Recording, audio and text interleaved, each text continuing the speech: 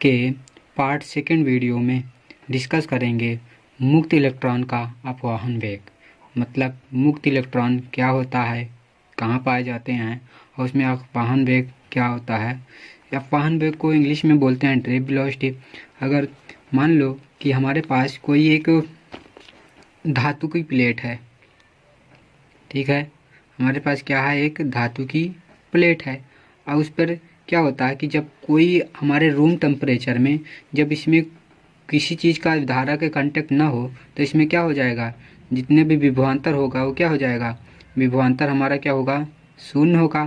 तो अगर शून्य होगा तो इसी तरह तो इसमें क्या हो जाएगा, औसत जो होगा, एवरेज होगा, वो एवरेज भी हमारा क्या हो जाएगा, शून्य होगा। तो इससे हमको पता चलता है कि जब किसी चालक में, अगर हम लिखने की बात करें तो क्या होगा कि जब करते हैं, अगर लिखें, जब किसी धात्विक चालक में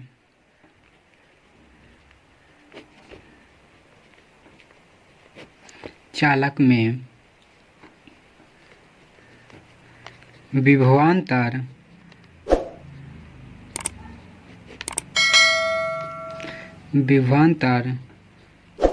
शून्य होता है तो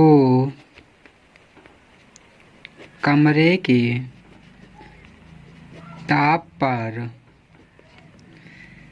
सभी ऊष्मीय इलेक्ट्रॉन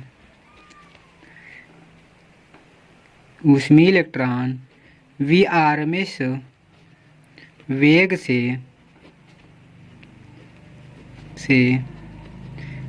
गतिशील रहते हुए कुल औसत वेग क्या हो जाता है, शून्य हो जाता है।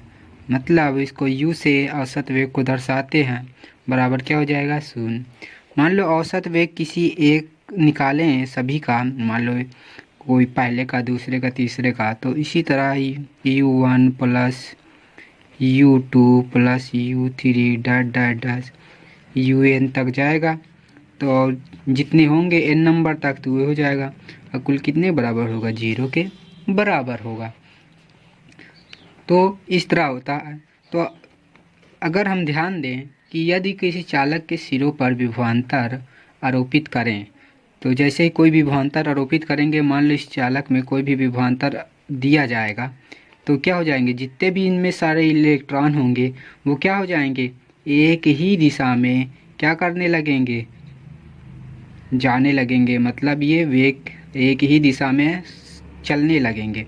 तो अगर मैं करूं कि यदि लिखो, यदि किसी चालक के सिरों पर विभवांतर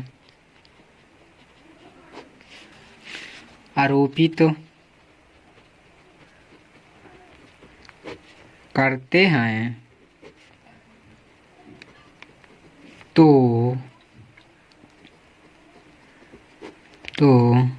सभी इलेक्ट्रॉन एक ही दिशा में ड्रिप वेलोसिटी Vd से दर्शाते हैं। Vd जिसको कहेंगे अपवाहन वेग, अपवाह वेग से सारेखित हो जाएंगे। क्या हो जाएंगे, सारेखित हो जाएंगे, मतलब एक ही दिशा में चलना प्रारंभ कर देते हैं। ठीक है दोस्तों, तो इस तरह हम लिख लिए। अगर मैं बात करूं कि हमारा जैसे जैसे अपवाहन वेग क्या हो जा रहा है, सारेखित हो रहा है, विभवांतर आरोपित करते हैं। तो अगर एक डायग्राम के जरिए हम समझें, तो मान लो कि हमारे पास कोई धातु है, ठीक है, ये लो कोई धातु की प्लेट है, या वायर ही समझ लो। तो उसमें जब भी हम क्या करेंगे, इलेक्ट्रॉन इधर प्लस कर दें, इधर माइनस कर दिया जाए, तो इसमें क्या हो जाएगा, अगर इसमें धारा I प्रवाहित की जाए, मतलब विभवांतर कुछ आरोपित करके हम इसमें क्या कर दें, विभवांतर आरोपित कर दें, तो क्या होगा हमारे पास, तो हम बात करें डायग्राम के जरिए, तो मान लो कोई एल लंबाई का कोई तार है, उसमें धारा आई जा रही है, बी विभवांतर से प्रवाहित हो रही है, ठीक है। तो इसमें जो इलेक्ट्रॉन होंगे क्या होंगे, वो इलेक्ट्रॉन से क्या होंगे, एक ही दिशा में संरेखित हो जाएंगे, सारे जितने भी इलेक्ट्रॉन होंगे। तो इस तरह अगर उसमें बल की बात करें तो हमारा बल क्या लगेगा, इस इलेक्ट्रॉन पर जो बल लगेगा वो क्या हो जाएगा, E small E into capital E हो जाएगा, ठीक है दोस्तों। तो ये बल लगता है किस पर, इलेक्ट्रॉन पर। अगर मैं कहूँ जो बल, अगर हमारे यदि यदि इलेक्ट्रॉन वीडी के अपवाहन वेग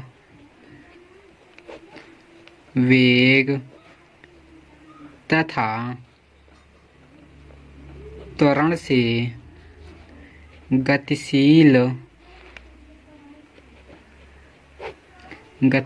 हो तो हमारा क्या हो जाएगा, अगर त्वरण द्वारा होगा तो हमारे क्या लिखोगे, एम इंटू ए, मास इंटू क्या होता है, एक्सेलरेशन। तो अगर यहाँ पर बल निकालें तो क्या हो जाता है, एक्सेलरेशन बराबर क्या हो जाएगा, एफ अपान में ए एम। तो ये हो जाता है हमारा क्या, गतिशीलता, मतलब त्वरण निकालने का तरीका है, ठीक है दोस्तों।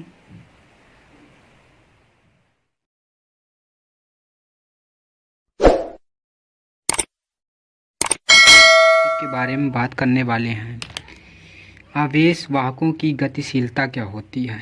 अगर मैं इसकी बात करूं तो प्रति इकाई समय में, मतलब हर एक मिनट में जो आवेश का अपवहन वेग के परिणाम होगा, जितना वो हर एक इकाई में जितना आवेग करेगा, वेलोसिटी मतलब जाएगी, उसको क्या कहेंगे, गतिशीलता कहते हैं। अगर लिखने की बात करूं तो प्रति इकाई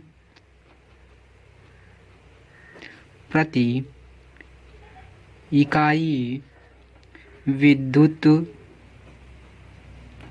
क्षेत्र के अपवाह वेग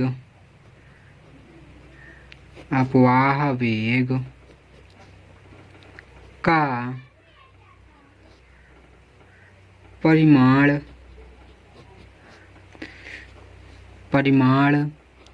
गतिशीलता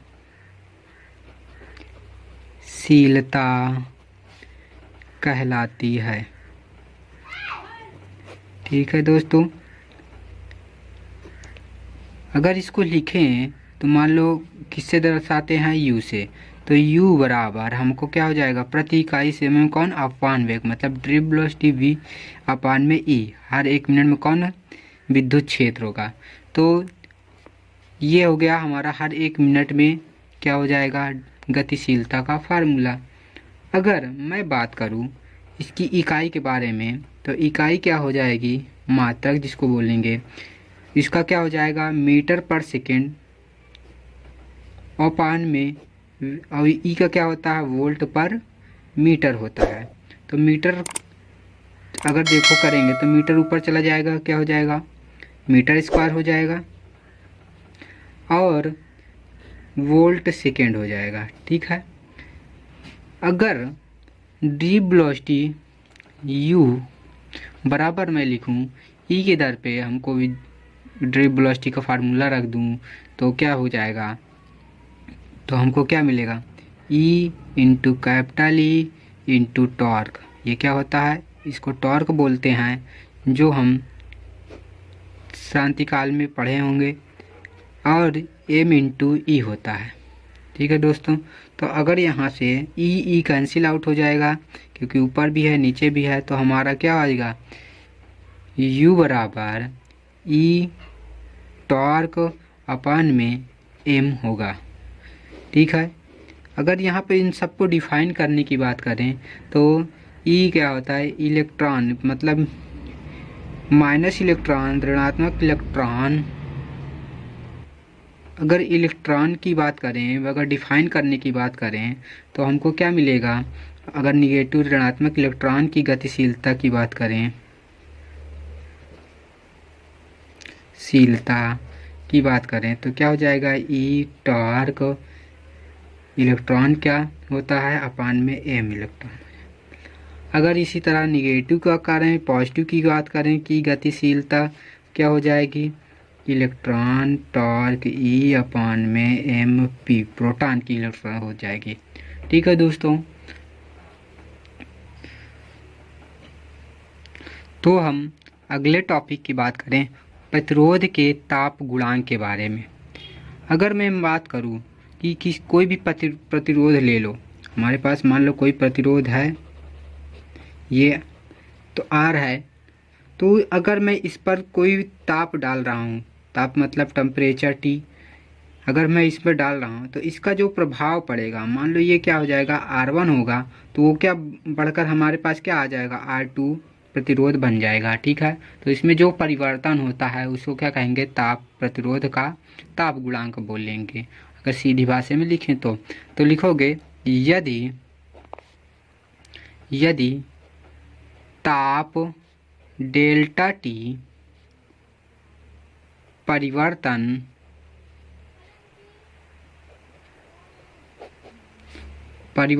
करने पर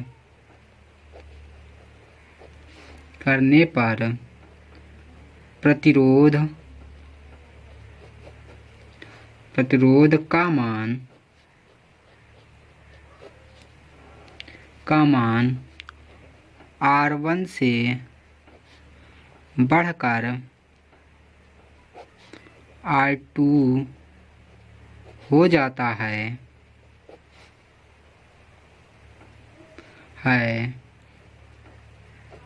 तो हम क्या लिख सकते हैं, R2 में से घटकर R1 अपान में R1 डायरेक्टली प्रोपोर्शनल किसका हो जाएगा, टेम्परेचर का। क्यों, क्योंकि ये जैसे जैसे हम टेम्परेचर बढ़ाते जाएंगे हमारा क्या हो जाएगा, प्रतिरोध बदलता जाएगा। तो इस तरह अगर मैं इसको लिखूं R2 माइनस R1 बराबर लगाऊंगा, प्रोपोर्शनल को हटाकर कोई एक अल्फ़ा कांस्टेंट वैल्यू आ जाएगी और R1 को इधर ला लूँगा तो ये हो जाता है ताप गुणांक की वैल्यू हो जाएगी। इसी को क्या कहेंगे, ताप गुणांक की वैल्यू। तो अगर मैं लिखूँ R2 बराबर, ये इधर माइनस में उधर जाएगा प्लस में हो जाएगा, तो R1 प्लस में R1 अल्फ़ा डेल्टा टी। अगर और अच्छे से इसके लिखने की कोशिश करें तो ये क्या हो जाएगा, R1 1 plus alpha into delta T, जो हमारा क्या होता है, टेम्परेचर का अंतराल होता है। तो अगर हम डिफाइन करें तो ये क्या होता है, हमारा ताप गुणांक का फार्मूला बन जाता है। तो यदि हमारी वीडियो पसंद आई हो तो एक लाइक करिएगा और हमारे चैनल को सब्सक्राइब भी कर लीजिएगा ताकि आने वाला हर वीडियो सबसे पहले आपके पास पहुंचे। और ऐसे जानकारी और लिखने का तरीके में आपको बोर्ड एग्ज़ाम में अच्छे मार्क्स दिला सकता है। तो प्लीज़ लाइक करें और इस पर हमारे तरह मेहनत करिए और अच्छा मार्क्स ले आएँ। अगर इसमें सबको डिफ़ाइन करूं कि ये होता क्या है, तो अगर मैं अल्फ़ा की डिफ़ाइन करूं, अल्फ़ा क्या होता है, तो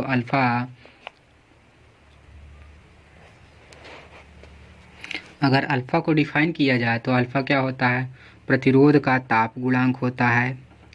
क्या होता है, प्रतिरोध का ताप गुणांक होता है। अगर R1 की बात करूं तो R1 क्या होता है, T1 टेम्परेचर पर ताप पर प्रतिरोध होगा। ठीक है, अगर R2 की बात करूं तो क्या हो जाएगा, T2 टेम्परेचर पर ताप का प्रतिरोध हो जाएगा।